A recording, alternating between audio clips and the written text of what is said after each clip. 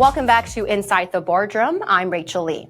Now in this update, we're joined by Alicia Milne, CEO of Q2 Metals. This lithium explorer is up nearly 3 times since we last spoke in the studio in June 2024 in an otherwise depressed lithium market. Clearly, the market likes what the company is up to, and we'll dive right into it. Alicia, thank you for joining us again. So like I said, when we last spoke 5 months ago, Q2 reported results of just the first few holes of a wider program at Cisco.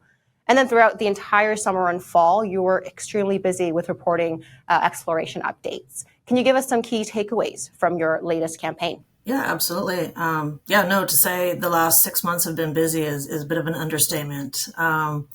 As we last spoke, we were just starting to drill, I believe, at Cisco. And during our summer program, we ended up drilling 17 holes for just over 6,300 meters. Our crews were also out there mapping and sampling and ended up identifying 23 outcropping areas that to date, I think we've only just tested maybe a quarter of that actual area that they were mapping. So, I think it was right in the middle of hole 18 is when we realized that we were actually on to, what could potentially be quite a large mineralized system. So that was a bit of a game changer. And then the other drilling that we did post hole 18 just continued to confirm that. So, we shut down on September 15th to respect the traditional moose harvesting season.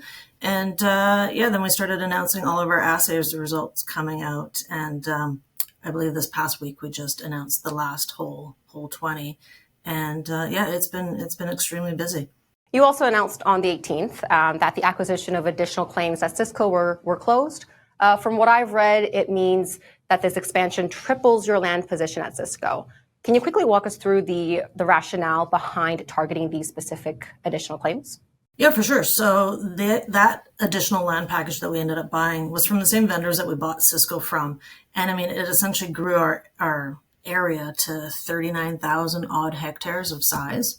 Part of it crosses the Billy Diamond Highway, which is the main highway in the James Bay area.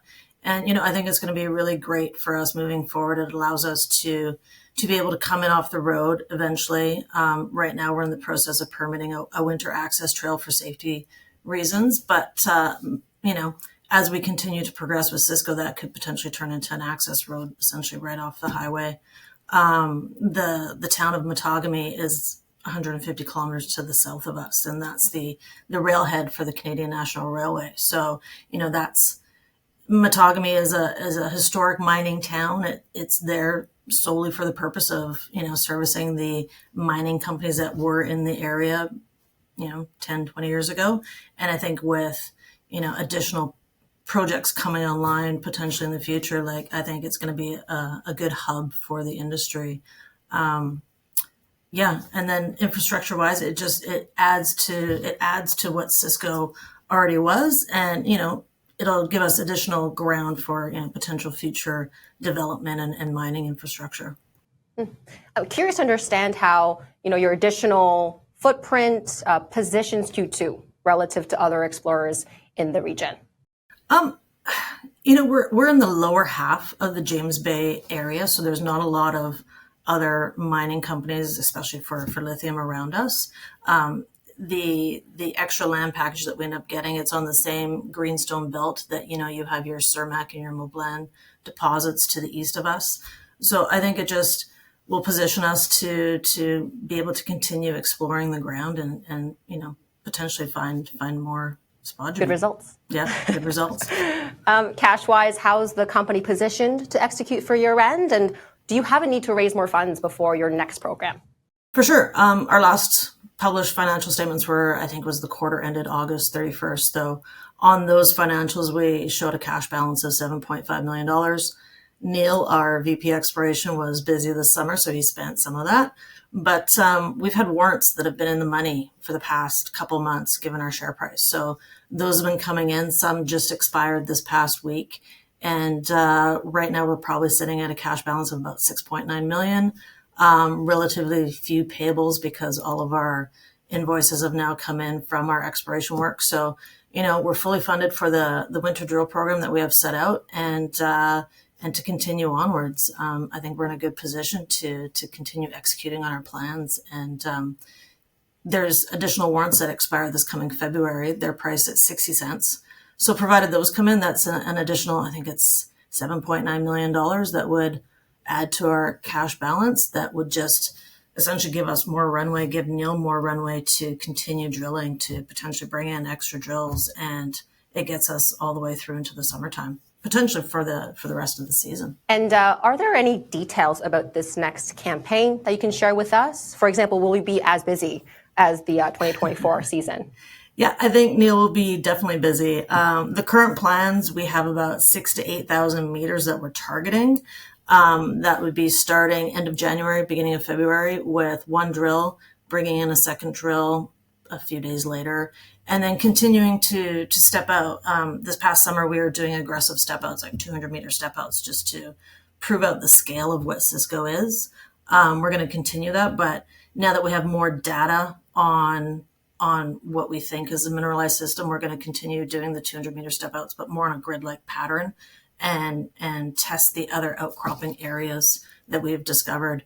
I mean, up in the eastern side of the area that we know of, to the east of CO1, there's an outcrop that we've named CO2 that literally we sampled it, we looked at it, but we didn't actually have any time to get out there with a drill. So that's probably going to be an area that we'd love to get out there and test as well, just to see if it's part of the same system, could be a separate system. Like, we just don't know. To date, there's 23 holes in Cisco. So, continuing to get more data is I think key to proving out how big the actual system is.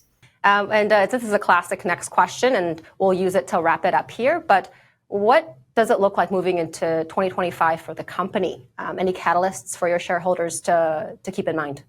For sure. I think 2025 is going to be extremely busy for us. I think we're on to a large mineralized system, and I think future drilling will prove that out. So, future catalysts, we're going to be starting up the drill end of January. So, as we did this past summer, we announced our visual results, because you can actually see the spodumene pegmatite in the drill core. So we'll start announcing our visual results probably a week or two after that. And then, as I mentioned, with the warrants coming due, I think we'll just continue to be busy working and drilling and announcing, our assays and stuff, and just, continuing to build on the story. Yeah, absolutely. Well, Alicia, thank you so much for joining us. That's Alicia Milne of Q2 Metals. The company trades on the Venture Exchange, ticker symbol QTWO, and on the OTCQB under ticker QUEXF. You can also search QTWO on CEO.CA to catch investor chatter. Thanks for watching. We'll see you in the next one.